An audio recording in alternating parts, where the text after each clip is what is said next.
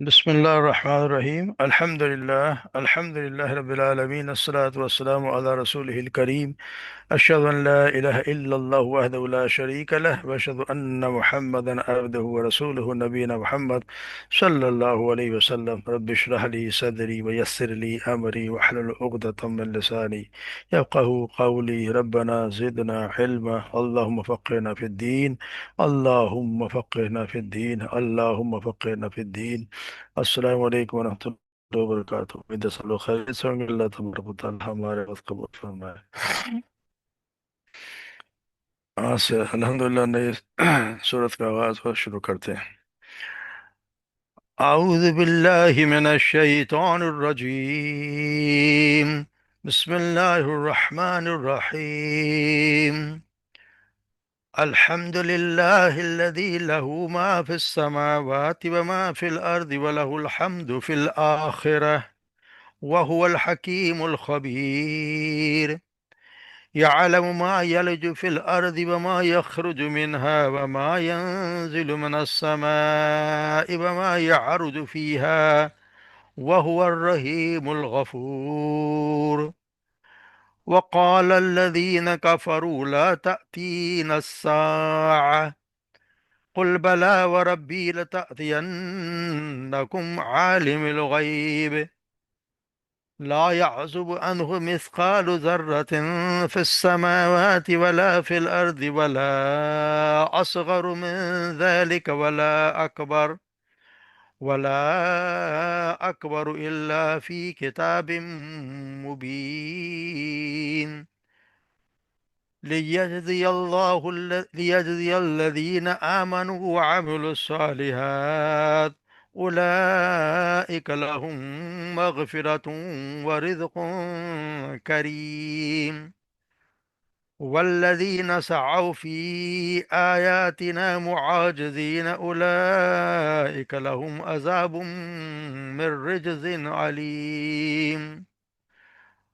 ويرى الذين أوتوا العلم الذي أنزل إليك من ربك هو الحق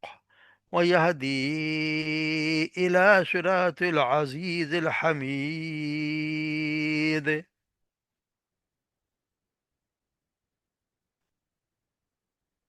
الحمد للہ الذی، سب تعریفیں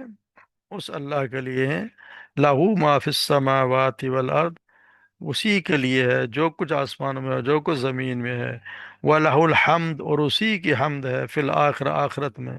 وَهُوَ الحکیم الخبیر، اور وہی ہے حکیم،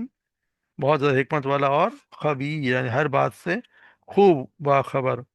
یعلم ما یلج، وہ جانتا ہے، ما یلج فی الارض، جو کچھ زمین میں جاتا ہے، یعنی جو کچھ زمین میں داخل ہوتا ہے، وما یخرج منہا، اور جو بھی یخرج نکلتا ہے، منہا اس سے،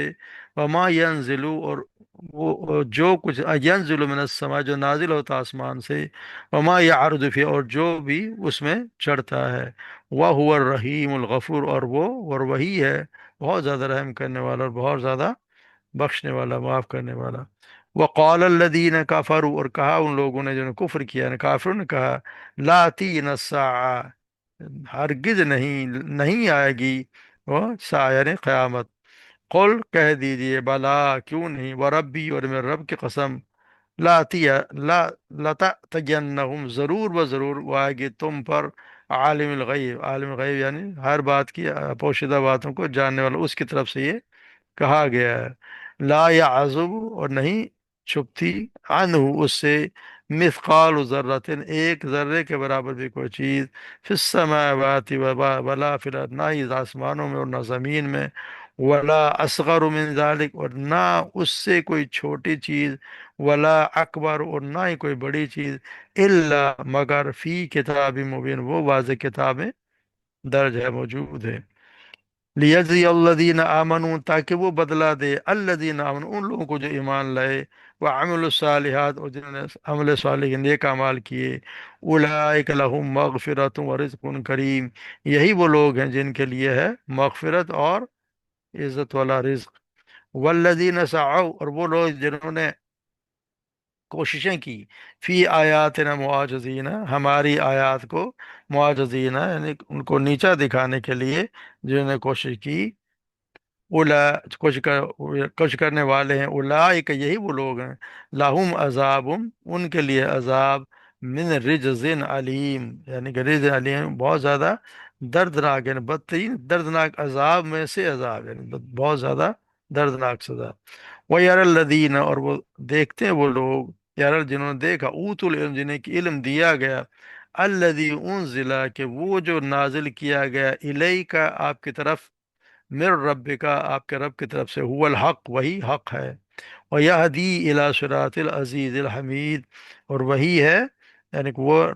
ہدایت دیتا ہے، الی صراط اس راستے کی طرف جو راستہ ہے عزیز الحمید، بہت زیادہ غالب اور بہت زیادہ حمد کے سزاوار، اس کی طرف راستے کی ہدایت دیتا ہے۔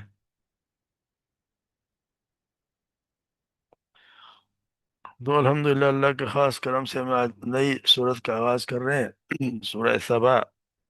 یہ بھی مکی صورت ہے، اور اس میں کہ الحمد سے شروع ہے، تو الحمد سے کا ویسے حمد کا معنی جو تھا وہ تو کسی کی خوبی کی وجہ سے تعریف کرنا، کسی کی خوبی ہے تو اس کی تعریف کرنے کو حمد کہتے ہیں، اور یہ ان 5 صورتوں میں سے ہے جن کی ابتدا الحمدللہ سے ہوتی ہے، جیسے سب سے پہلے سورہ فاتحہ ہم پڑھا ہے، سورہ انعام ہے، سورہ کہف ہے، سورہ سبا، اور ایک اس کے بعد سورہ فاتر، یہ 5 صورتیں جو الحمد سے شروع ہوتی ہیں، اور وہ اس کی وجہ سے پانچوں میں سب تعریف اللہ کے لیے ہونے کے الگ الگ دلیل بیان کی گئی ہے، ابھی تو ہم سب کا ایک دوسرے کے ساتھ بھی تعلق ہے۔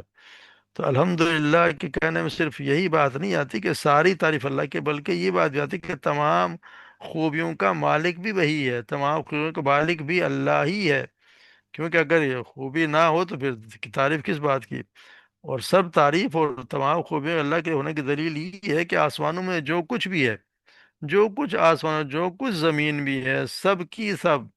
اسی کی ہے، سب کچھ جو کچھ ہے سور ساری، یعنی ساری کائنات میں جو کچھ بھی چیز ہے اس کا مالک بھی وہی ہے، اسی نے کچھ سب کچھ پیدا کیا ہے، وہی انہیں قائم رکھے ہوئے ہے، وہی اس کی تدبیر فرما رہا ہے۔ تو اگر کسی میں کوئی خوبی ہے تو وہ بھی اسی کی عطا کرتا ہے، اسی نے کسی کو خوبی دی ہے، اس لیے سب تعریفیں اللہ ہی کے لیے ہوں گی، سب تعریفیں اللہ ہی، کیونکہ اس کے وہی ہے جو معبود ہے، اس کے سوا کوئی عبادت کے لائق نہیں ہے، اسی کے لیے پھر دنیا اور آخرت ہر جگہ وہاں یہیں کی، اسی کے حمد فی الآخرہ، اسی کی وہاں پہ بھی آخرت میں سب تعریف اللہ کے لیے، اور وہی ہے جو ہر چیز کا حکمت بھی جاننے والا، وہ ہر چیز کی اس کو حکیم بھی ہے، اور ہر چیز سے وہ باخبر بھی ہے۔ آخرت سے مراد یہ کہ یقینی بات ہے کہ جب جس طرح تعریف یہاں ہے اللہ کی تعریف آخرت میں سب کچھ اسی کا ہے، وہاں پہ بھی جو کچھ بھی ہے وہ سب اسی اللہ ہی کے بنائے ہوئے، اللہ ہی کے سب کچھ جس تعریف ہیں وہاں بھی اسی کی جاتی ہے، فرشتے ہیں وہ بھی سب اسی کی تعریف کرتے رہتے ہیں۔ دوسرا یہ کہ خاطر آخرت کا جو لفظ کیا گیا ہے وہ کہ وہاں بھی صرف اللہ کیونکہ وہاں تو صرف اللہ تعالیٰ ہی کی حمد ہوگی، اور ہر کی زبان پر الحمدللہ ہی ہوگا، یہاں تو پھر بھی لوگوں کی کسی اور کی بھی تعریف کر دی جاتی ہے، مگر وہاں تو جو تعریف ہوگی اس کے سوا تو کسی کی بھی نہیں ہوگی۔ اسی طرح جو کہتے ہیں جو اللہ جنت اپنے رب کے فضل سے جنت میں چلے جائیں گے تو سبھی اسی کی تعریف کریں گے، جیسے قرآن میں جگہ جگہ ہے، سورہ زمر میں آتا ہے الحمد للہ الذی صدقنا وعدہ، سب تعریف اللہ کی جس نے ہم سے اپنا وعدہ سچ کر دکھایا، یا الحمد للہ الذی ہدانا لہذا، سورہ الاعراف، سب تعریف اسی کی جس نے ہمیں اس کی ہدایت دی، الحمد للہ الذی اذهب عنا حزن، جس طرح سے ہم سے سب تعریفیں اسی کی جس نے ہم سے غم کو دور کر دیا، ہر مشکل کو دور کر دیا۔ تو سب تعریفیں اسی کے لیے ہیں، اللہ ہی کے لیے ہیں، دنیا میں بھی اور آخرت میں بھی۔ اور پھر بتایا یعلم ما یلج فی الارض وما یخرج منها، وہ جانتا ہے جو کچھ اس زمین کے اندر داخل ہوتا ہے، یعنی اس کے سے تو کوئی چیز مخفی ہے ہی نہیں، ہر چیز کوئی اس کے لیے کوئی ذرہ بھی پوشیدہ نہیں ہے، کوئی ذرہ بھی پوشیدہ نہیں ہے، کیونکہ وہ اپنی مخلوق کی اتنا باخبر ہے، جیسے زمین کے لیے آپ دیکھ لیں قطرے بارش کے زمین میں اگر اترتے ہیں تو جتنے ان قطروں کو بھی اللہ تبارک و تعالیٰ کے پاس گنتی کا حساب ہے کہ کتنے، جتنے دانے اس میں بوئے جاتے ہیں، اس کا علم بھی اس کے علم سے باہر نہیں ہے، جو کچھ زمین سے نکلتا ہے اگتا ہے اسے بھی وہ جانتا ہے، اس کی بائے بائے علم سے تو کوئی بھی چیز دور نہیں ہے۔ ہر چیز کی گنتی، اس کی کیفیت، اس صفت اسے معلوم ہے۔ آسمان سے جو بارش برستی ہے اس کے قطروں کی گنتی بھی اس کے علم میں محفوظ ہے۔ جو رزق وہاں سے اترتا ہے اس کے علم سے، نیک اعمال وغیرہ بھی جو آسمان میں چڑھتے ہیں وہ بھی اس کے علم میں ہے۔ جو فرشتے نیچے سے اوپر جاتے ہیں انہیں وہ بھی اس کو علم میں ہے۔ اور تو وہ ہر چیز اسی کے پھر اللہ تبارک و تعالیٰ وہ ہوا الرحیم الغفور، وہ تو اپنے بندوں پر خود ان سے بھی زیادہ مہربان ہے، اسی وجہ سے کہ ان کے گناہوں پر وہ، ان کو کوئی معلوم بھی ہے، اللہ کو ہر چیز کا معلوم ہے کہ کیا کچھ ہو رہا ہے، کون گناہ کر رہا ہے، اس کے باوجود بھی وہ انہیں سزا دینے میں کوئی جلدی نہیں کرتا، بلکہ مہلت دیتا ہے کہ وہ توبہ کر لیں، برائیاں چھوڑ دیں، اپنے رب کی طرف رجوع کر لیں۔ پھر وہ غفور بھی ہے، ادھر بندہ جھکا رویا پیٹا، اس کو بخش دیا، معاف کروا دیا، درگزر کر دیا۔ توبہ کرنے والے کو تو دتکارا نہیں جاتا، اور ویسے بھی ہم دیکھتے ہیں بہت سے گناہ تو اللہ تبارک و تعالیٰ ویسے ہی معاف کر دیتے ہیں۔ اب بہت سے گناہوں کو تو اللہ تبارک و تعالیٰ بالکل صرف نظر کر دیتے ہیں، اور ویسے بھی اتنا آسان طریقہ بتا دے، جیسے وضو انسان کرتا ہے تو اس کے گناہ سے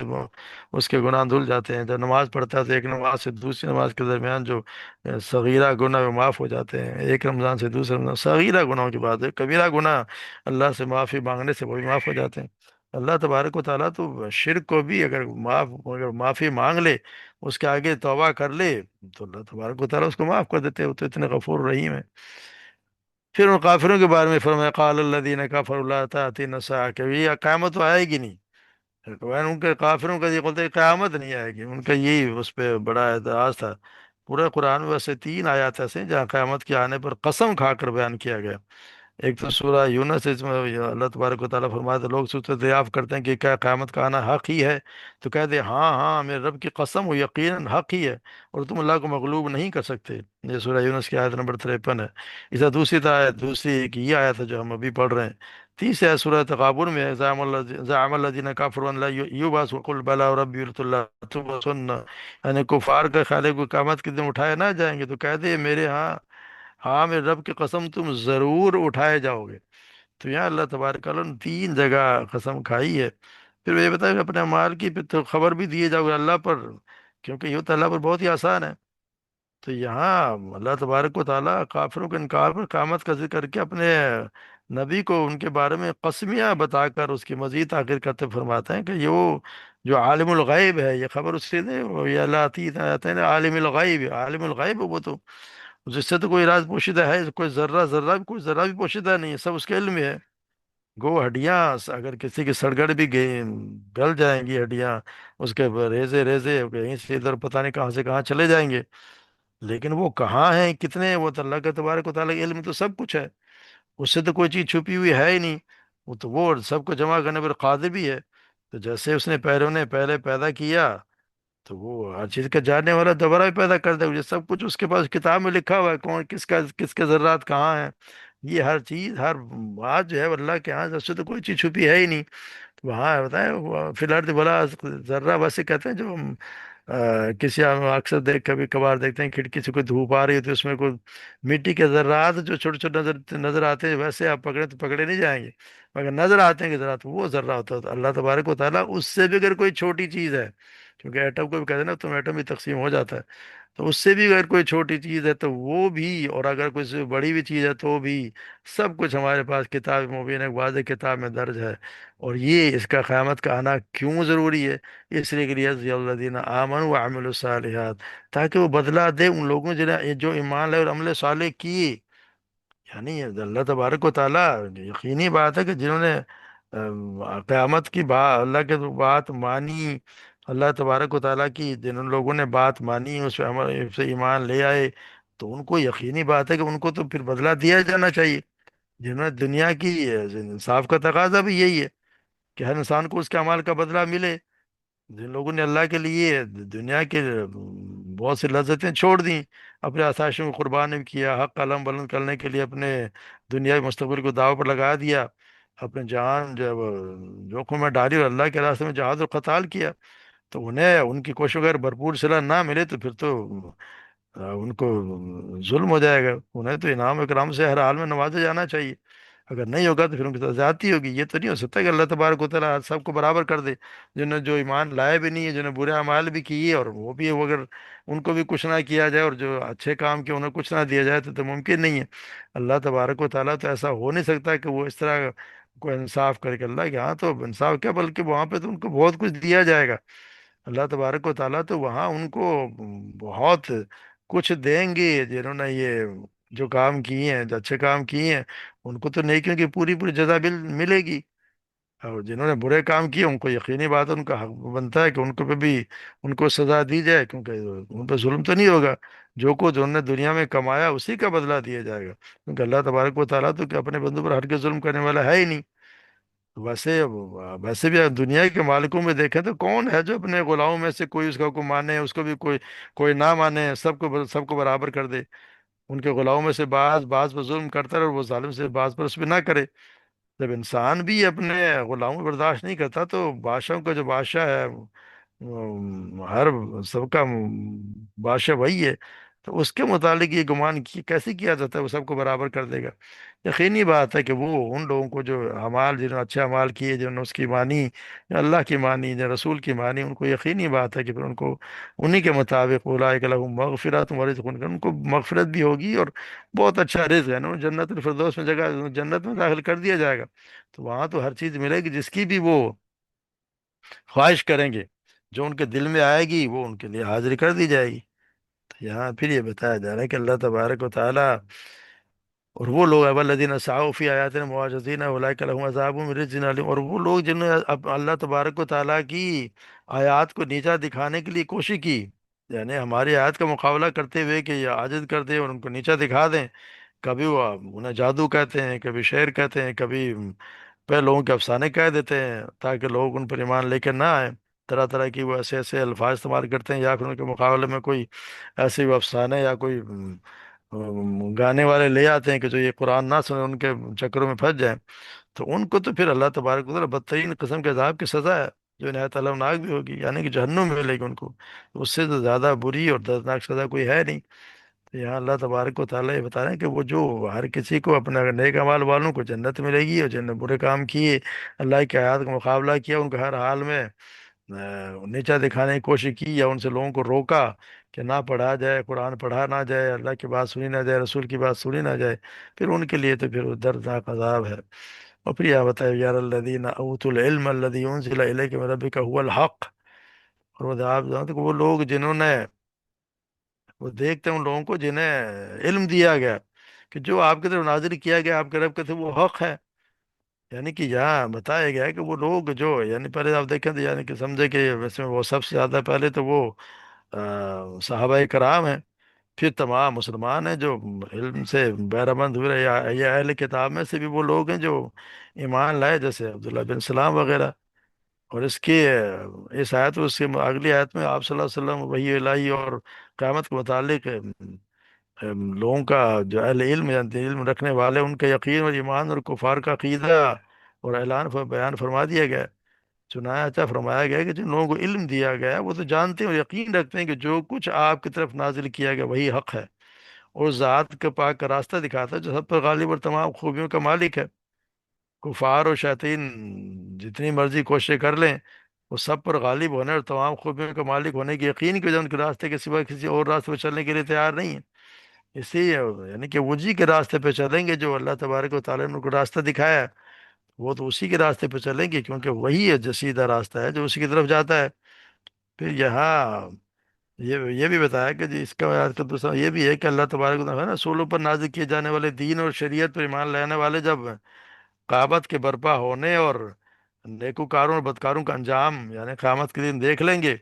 جو اللہ تعالیٰ کے نازل کرتا کتابوں کی روشنی میں دنیا میں معلوم تھا،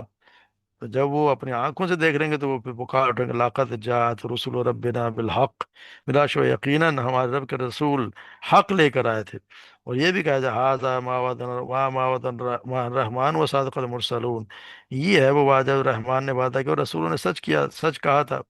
اس طرح سورہ روم میں فَلَقَدْ لَبِثْتُمْ فِي كِتَابِ اللَّهِ إِلَى يَوْمِ الْبَعْثِ وَهَذَا يَوْمُ الْبَعْثِ. بلا شبہ یقیناً اللہ کی کتاب میں اٹھائے جانے کے لیے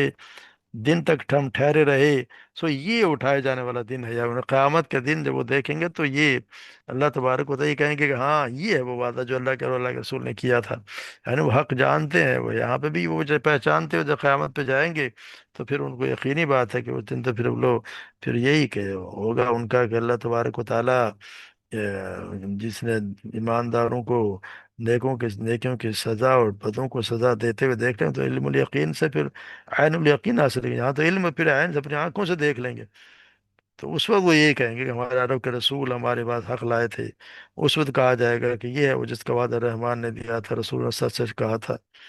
तो फिर अल्लाह तबारक व तआला काबिल तारीफ है अपनी सब इन सब की साथ मखलूक है, वो अल्लाह तबारक व तआला ही की उसी के सना उसी की हमद है। तो अल्लाह तबारक व तआला हम सब पे रहम करे, हमें भी सच्चा इल्म दे और हमें उसे यकीन भी दे, और हम उस पर अमल करें और उन लोगों में शामिल हो जाएं जिनको हमें बयान किया गया कि जिनके लिए मगफिरत और रिज़्क़ करीम है। अल्लाह तबारक व तआला हमें उन लोगों में शामिल कर दी। मगर उसके लिए शर्त ये है, दो ही शर्तें हैं। आमानु वो ईमान लाए और अमल साले की। एक है, अगर ईमान लाने से काम नहीं बनेगा जब तक अमल साले नहीं करेगा।